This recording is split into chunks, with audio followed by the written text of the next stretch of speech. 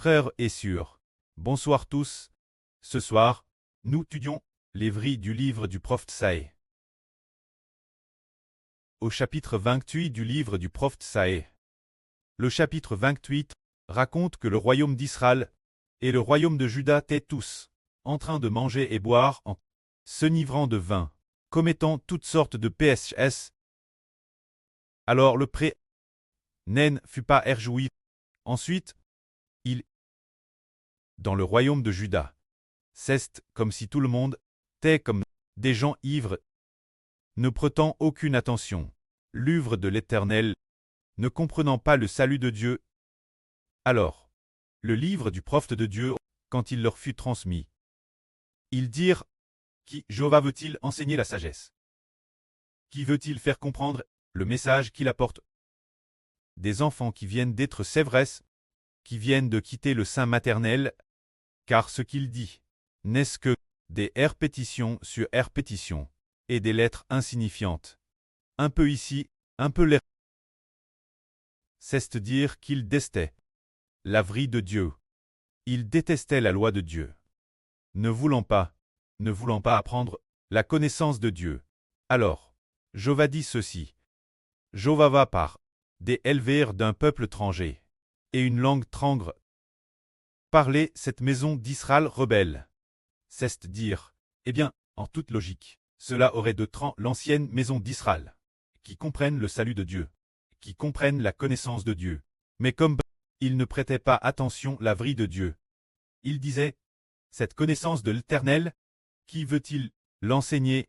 Est-ce enseigner ceux qui viennent d'être sévrés? Ces lois, ces paroles crites, ce ne sont que des répétitions sur répétitions, des lettres insignifiantes. Eux n'aimaient pas la vraie de Dieu, n'aimaient pas la connaissance de Dieu. Alors, Jéhovah dit: L'Éternel va parler éleveurs d'un peuple étranger, et la langue d'un peuple étranger. Parler aux Israélites captifs. Cela signifie que Dieu, au contraire, va se servir de la bouche des païens pour enseigner Israël au Moyen-Orient, pour enseigner les descendants Abraham, d'Isaac et de Jacob.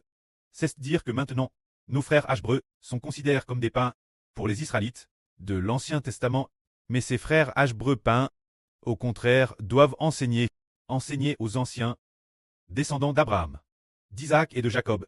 C'est-à-dire enseigner aux descendants Abraham, d'Isaac et de Jacob. C'est-à-dire enseigner l'actuelle tête d'Israël au Moyen-Orient.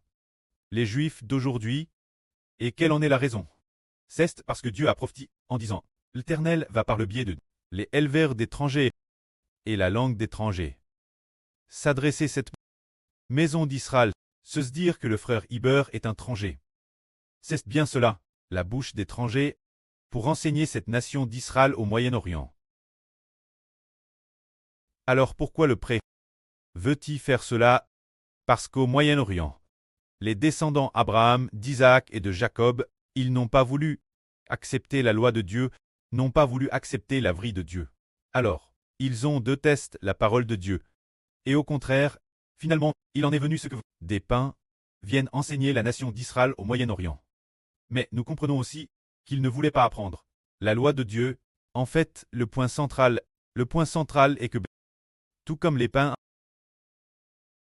ils sont tous des pécheurs, mais la fin du monde, c'est par le frère Iber, qu'il enseignera la nation d'Israël au Moyen-Orient, qu'il enseignera les Juifs d'aujourd'hui. C'est parce que le frère Iber a accepté le salut, frère et sûr, et a également accepté le salut. Ainsi, l'esprit l'intérieur n'est plus pchach, et le précleste a aussi ouvert les mistres de la vraie, pour nous permettre de comprendre que l'homme a besoin d'accepter le nom de Jésus-Christ, a besoin de croire au nom de Jésus-Christ, pour ne plus trépigue par le pchach. O.S. Ce moment-là, il disait ceci. L'Éternel leur avait dit: Voici le lieu de repos. Si vous donnez du repos celui qui est fatigue, vous obtiendrez ce lieu de repos. Mais ils n'ont pas voulu écouter. C'est pourquoi l'Éternel, pour eux, sa parole, est devenue des paroles herpeteux encore et encore, et des lettres sans signification, un peu ici, un peu là, afin que, en marchant, ils tombent la renverse. et se brisent, tombent dans le pige, et soient pris. Ces gens, elles, parce que ils n'ont pas voulu écouter la parole de Dieu, ne voulant pas respecter la parole de Dieu, alors, la vraie de Dieu est devenue un peu ici, un peu l'air. Mais, aujourd'hui, nous, les enfants spirituels d'Israël, nous trouvons la parole de Dieu douce. Nous prenons les enseignements du Seigneur Jésus-Christ pour en faire plusieurs mélodies. Et nous prenons aussi dans l'Ancien Testament ce qui concerne les promesses de Dieu, l'Israël spirituel. Les enseignements de Dieu, pour les structurer en plusieurs mélodies. Ainsi, nous trouvons la parole de Dieu douce. Si douce, douce comme le miel, abreuve notre cœur, mais, pour les Juifs du Moyen-Orient, ils pensaient, oh, la parole de Jéhovah devrait juste être dans une bibliothèque ou dans un lieu d'exposition. Pour que les gens l'admirent, cesse tout. Pourquoi faudrait-il l'étudier et la méditer sérieusement? Ainsi, ils semblaient en apparence aimer la parole de Dieu. Mais en réalité, ils traitaient la parole de Dieu comme un peu ici, un peu l'air répétitive et dénue de sens. Mais aujourd'hui, nous ouvrons la parole de Dieu et comprenons pleinement le mystère de la vérité. Ce moment tel, Dieu a enseigné les Israélites et a aussi enseigné toutes les nations et tous les peuples en disant, à l'époque, les Juifs disaient, le royaume d'Israël au Moyen-Orient. Ils disaient ceci. Nous avons fait une alliance avec la mort, nous avons fait un pacte avec la tombe, ainsi quand Jéhovah punira. La mort ne nous atteindra certainement pas, et la tombe ne pourra pas nous dominer. Ils disaient qu'ils avaient fait alliance avec la mort et la tombe, donc la mort ne les atteindrait pas, et la tombe ne les atteindrait pas non plus.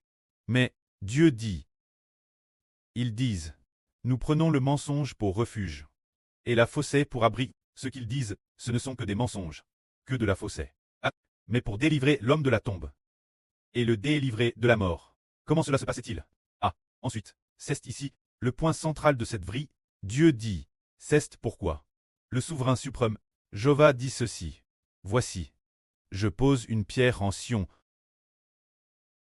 Une pierre prouve un fondement solide, une précieuse pierre angulaire. Celui qui met sa confiance en elle ne sera pas confus. C'est dire, si l'on met sa confiance en quelqu'un, cette personne ne sera pas confuse. Il est dit ici, voici, je pose une pierre en Sion. Une pierre prouve un fondement solide, une précieuse pierre angulaire. Celui qui met sa confiance en elle ne sera pas confus. Quelle est cette pierre? Cette pierre, c'est le Seigneur Jésus-Christ. Sion ici fait référence au royaume des cieux.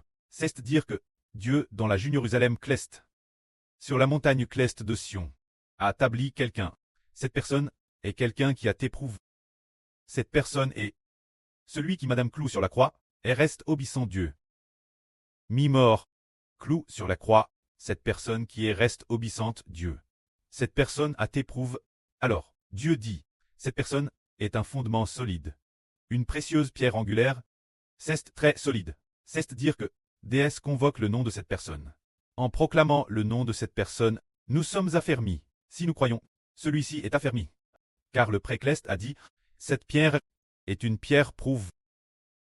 Une fondation solide, c'est dire que cette pierre est le Seigneur Jésus-Christ, qui a t'éprouvé.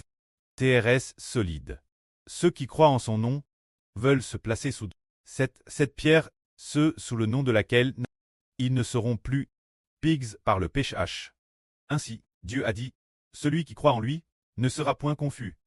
Tout comme aujourd'hui, nous croyons en cette pierre. Se dire croire au Seigneur Christ sans très confus. Alors regardons le royaume d'Israël de l'Ancien Testament. Jacob du Moyen-Orient, les descendants d'Abraham.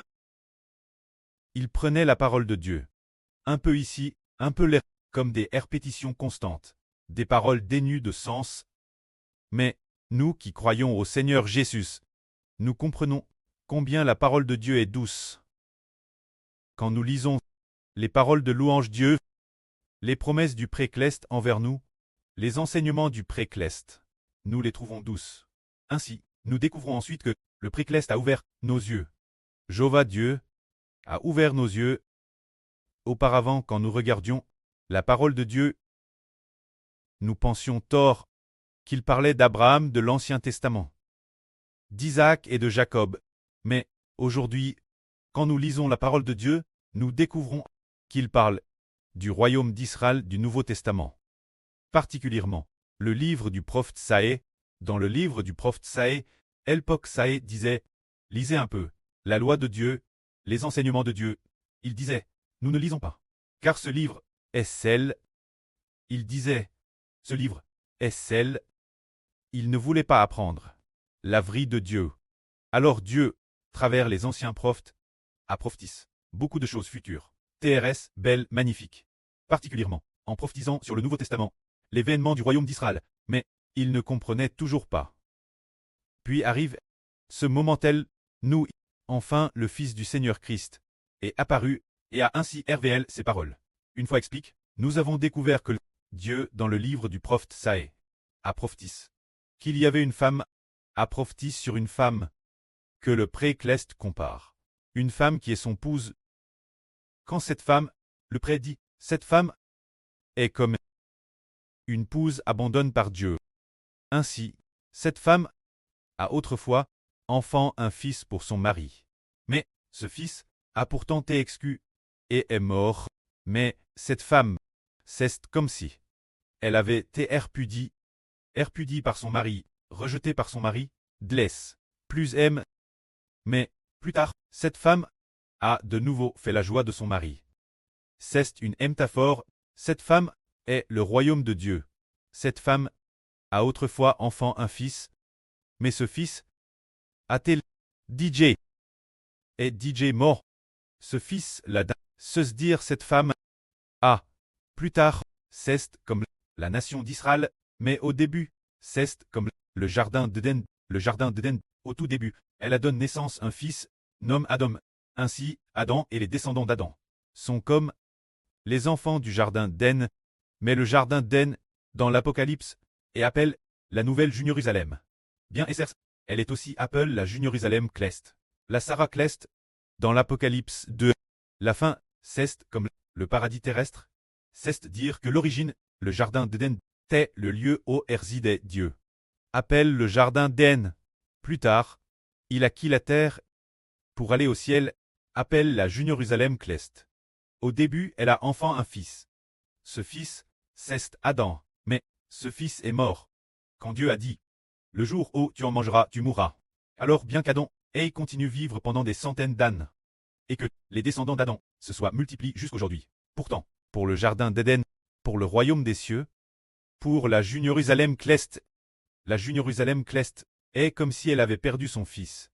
Sans aucun fils, sans enfant, sans descendant. Mais le pré a pourtant prophétisé. Notre pré Cleste Jéhovah, notre Dieu, Jéhovah a prophétisé.